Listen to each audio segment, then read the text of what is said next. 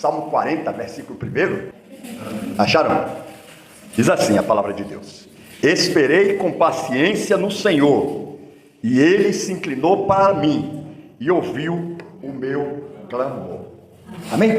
Vamos ter só a palavra de oração para a gente molhar mais essa palavra aqui nesta noite. Pai, obrigado por essa palavra, que o Senhor possa nos inspirar a transmitir tudo aquilo que o Senhor quer transmitir através desse versículo tão simples, mas tão poderoso e tão profundo, que a gente muitas vezes passa rapidamente por ele e não desfruta mais e não explora mais tudo aquilo que esta palavra tem a nos oferecer. Que a gente possa nesta noite abençoar e sermos abençoados pela tua palavra, Jesus. Muito obrigado, e podem sentar em nome de Jesus. Esperei com paciência no Senhor, e Ele se inclinou para mim e ouviu o meu clamor. Irmãos, desde criança nós fomos educados a ter as coisas rapidamente, né? Desde criança a gente foi educado para o imediatismo, tem que ser agora. Eu vi uma pesquisa há muitos anos atrás que 100 crianças numa escola se pesquisou. Aí falou assim: olha, hoje você tem um chocolate, mas se você esperar para amanhã, você vai ganhar 2 chocolates. Daquelas 100 crianças, 95% das crianças não souberam esperar até outro dia para receberem os 2 chocolates. Porque a educação que nós temos desde pequenininho é que tem que ser já, é agora, me dá agora, senão não quero mais. Resultado: os americanos são expertos em pesquisa. Então o que é que eles fizeram?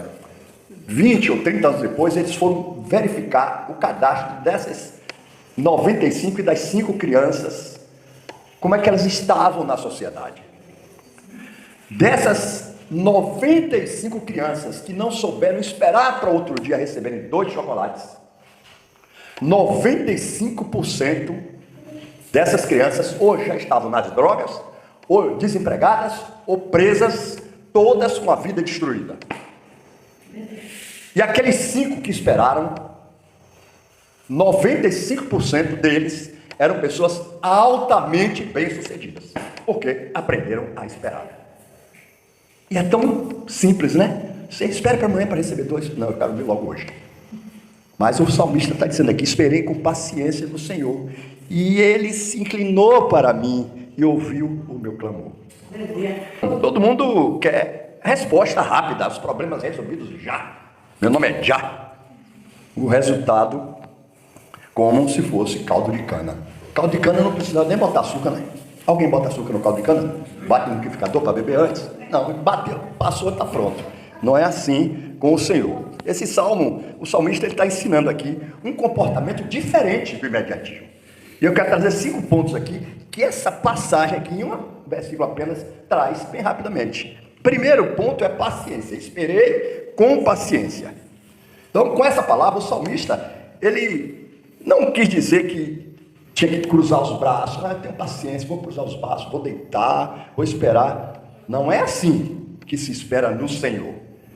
Então, o segundo ponto é no Senhor. Esperei com paciência no Senhor. Ou seja, na soberania de Deus, na confiança, na fé em Jesus.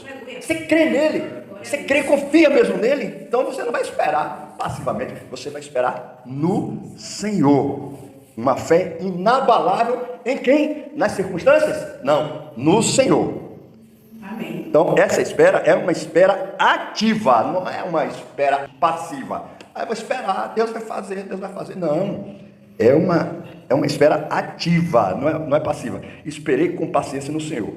Diz assim: só esperei? Não, ele não diz esperei só. Ele diz: esperei com paciência no Senhor. O ponto 4 é que Ele se inclinou para mim. Aí sim, a ação é dele, a ação de inclinar os ouvidos para ouvir nossos clamores, as nossas súplicas, é dele. Eu não prego a minha opinião, eu prego aquilo que Deus vai fazer, não eu. Quem sou eu? Então, a fé é nele. Quando a gente entende que essa ação é a ação que provém de Deus, então Deus faz aí um movimento. Ele se desloca Que deslocamento é esse? Ele se inclinou para mim, olha, ele desceu, ele veio embaixo aqui, sim, meu filho. Sabe como você quer ouvir uma criança, um filho seu pequenininho? Você vai ficar lá no seu trono? Não, pode falar, é assim? Não, Deus se inclina, porque Ele nos ama. Diga, meu filho, o que é que você quer? Ele se inclinou e ouviu o meu clamor. Glória a Deus. Amém. Então esse movimento de Deus é um amor tremendo. Que amor é esse, meu irmão? Que amor é esse, minha irmã? Deus se inclina, Ele desce. Ele desceu no Éden. Amém? Ele descia todos os dias para conversar com o homem na viração do dia. Ó, Gênesis 3:8. E ouviram a voz do Senhor Deus que passeava no jardim pela viração do dia. Em Babel, ele desceu para ver o que aqueles homens estavam fazendo. Estavam fazendo tudo errado, mas ele desceu para ver. Às vezes a gente acha que Deus desce para ver somente as nossas súplicas, nossos clamores, para nos abençoar. Não, Ele vem também para nos corrigir, nos disciplinar. Mas Ele desce, Ele vem, Ele se inclina. Olha que diz em Gênesis 11:7. Eia, desçamos. Aqui desçamos é a Trindade.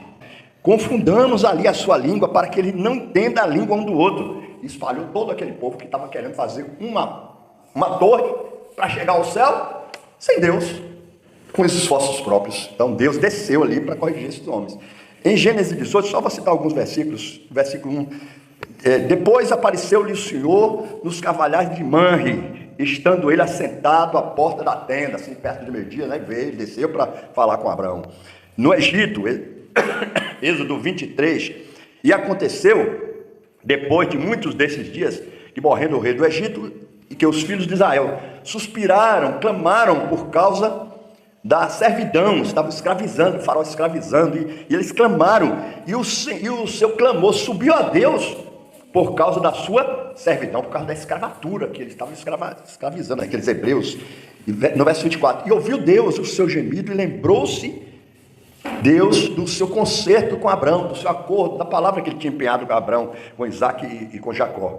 Em Êxodo 3:7 disse o Senhor: tenho visto atentamente a aflição do meu povo, que está no Egito, e tenho ouvido o seu clamor, por causa dos seus perseguidores, das pessoas que escravizavam eles, né? Porque conhecia as suas dores. Portanto, desci, ó Deus descendo de novo, para livrá-lo da mão dos egípcios, e para fazê-lo subir daquela terra a uma terra boa e larga, a uma terra que emana leite e mel. Amém? Se você espera no Senhor, com paciência no Senhor, quer dizer para você, meu irmão, minha irmã, Deus tem uma terra de leite e mel para a sua vida. Amém? É promessa dele.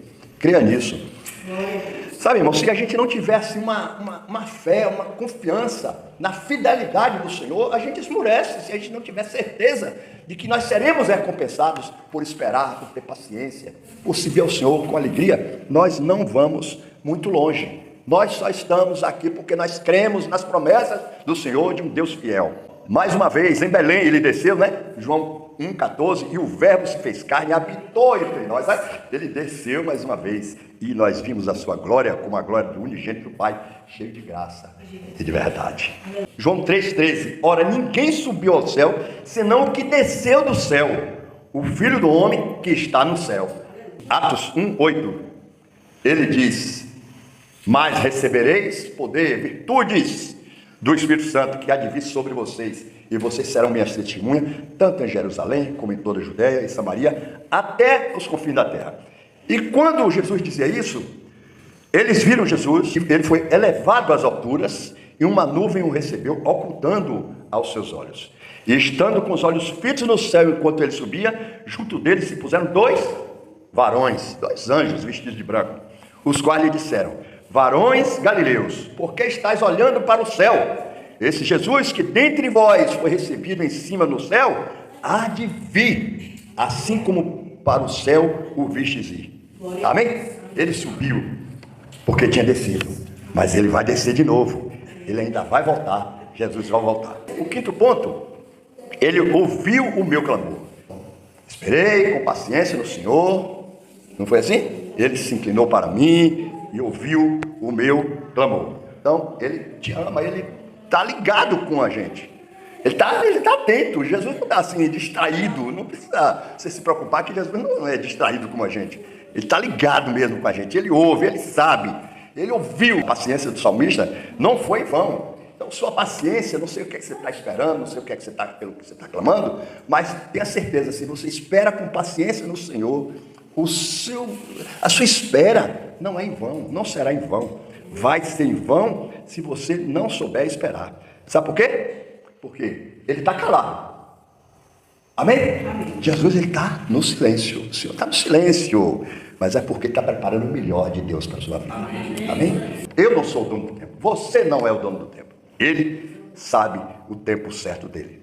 No tempo dele, o clamor do teu coração vai ser atendido. Portanto, espera nele. Viva essa espera. Experiencie, faça essa experiência. Curta esse tempo de espera.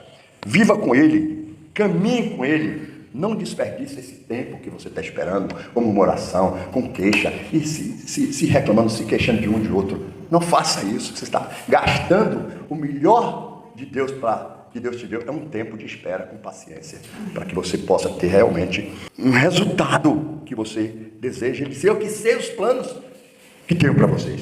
Planos de bem, não de mal. Planos de paz, não de mal, para te dar um futuro e uma esperança. Tem esperança. Enquanto você espera, o que é que você precisa fazer? 3 coisas nós precisamos fazer. Primeiro, prestar atenção, ficar atento. Porque Deus, ele não fala com distraído. Quando a gente está muito distraído, Deus está falando e a gente não está sabendo o que ele está dizendo.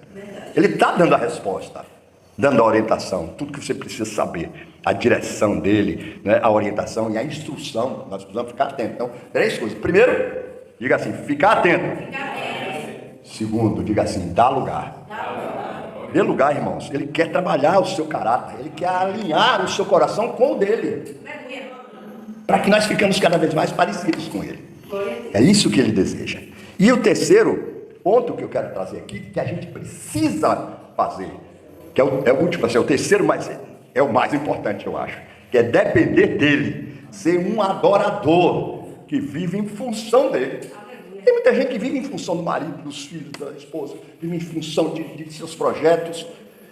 Que Deus tenha misericórdia de nós, mas a nossa vida tem que ser posta totalmente à disposição do Senhor. Nós temos que viver para Ele, a ponto de essa fé crescer tanto em nós, de nós falarmos, como disse o apóstolo Paulo, não mais eu vivo, mas Cristo vive em mim. Sem essa vida em mim, eu pereço, eu morro. É preciso que a gente tenha essa convicção, né, de que Cristo habita em nós, como a irmã falou aqui. Nós somos a morada do Altíssimo. Somos a morada, Jesus habita em nós, o Espírito Santo está em nós. Agora, a nossa distração faz com que a gente não perceba, a gente fala que, sabe, irmãos, que a gente não presta atenção. Eu vi uma ocasião, na década de 80, me falaram, sabe por que o brasileiro é tão mal sucedido? Por causa da coisa principal que ele é mal sucedido, ele não presta atenção. Ele não presta atenção. Tinha um programa de humor na televisão naquela época que confirmou isso. Brasileiro não presta atenção. E por não prestar atenção, ele perde as oportunidades do que Deus tem para ele. Mas Deus, está tudo dele, porque dele, por ele, para ele são todas as coisas. Se está nele, então está nosso. Se nós somos filhos, somos também co-herdeiros de Deus, co-herdeiros com Cristo. Então tudo dele pertence a mim, pertence a você, que somos filhos dele. Amém, meus queridos? Então, pelo que você tem clamado, o que é que você tem clamado a Deus, o que é que você clamou e ainda não recebeu? Então, irmão, não desista, entregue tudo a Ele. Amém? Ele é o teu, Ele é o meu, Ele é o nosso Pai. Glória a Deus. Eu queria, assim, só para dar uma ilustração nessa palavra, vozinha parece que leu esse versículo aqui. Depois de muitos anos de luta, na pobreza, ele morava ele é de lá de Cabo Verde. Cabo Verde é um país da África, muito longe do centro, do miolo, né, do governo do país. E ele foi criado ali naquela ilha atrasada, são 10 ilhas. Dessas 10 ilhas só tem habitante em 9, tem uma que é deserta. E ele é de uma dessas ilhas ali. E ele viveu na pobreza. Goleiro, né? 40 anos de idade, foi que eu li sobre isso. 40 anos de idade, para jogar bola, já não é mais uma idade para disputar entre as feras de uma seleção mundial, né? mas ele estava lá. Só que Deus não trabalha pelo relógio dos homens. Ele trabalha pelo tempo dele. 40 anos, depois de uma carreira construída longe das grandes times de futebol, ele jogava ali, treinava ali em Cabo Verde. Apesar disso, ele viveu o momento mais importante da vida dele. Poderia ser como um Vini Júnior, como outros de 20 anos, 20 e poucos anos. Tem jogador que não tem nem 20 anos ainda na Copa. Ele tem 40. Tá vendo?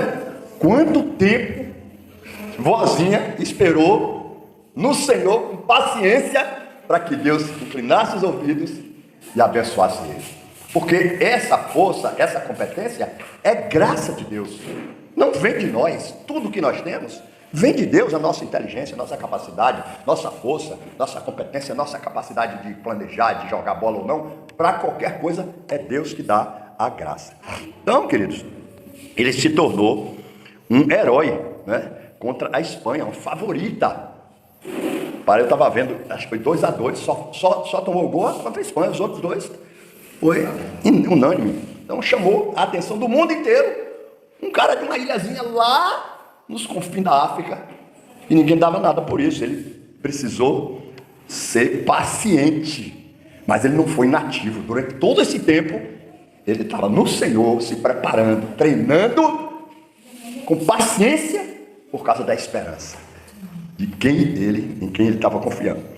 E teve também uma coisa muito importante, que foi o apoio da mãe dele. Ele tinha uma mãe presente, né? E aqui a gente aprende mais 4 lições para a gente encerrar. Porque não adianta a gente chegar aqui, pregar uma palavra e não aplicar, não ilustrar o que precisa ser ilustrado com a vida real, para que a gente possa tomar para nós como exemplo e e seguir mesmo isso aí.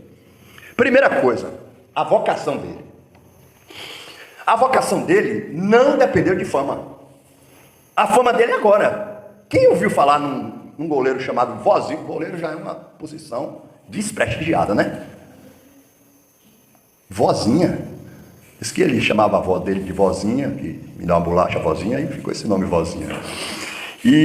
Mas ele nunca desistiu de acreditar naquilo que ele acreditava. Então a vocação é um chamado, não é um palco. Ele não veio logo como Neymar, como Vini Júnior, esses aí.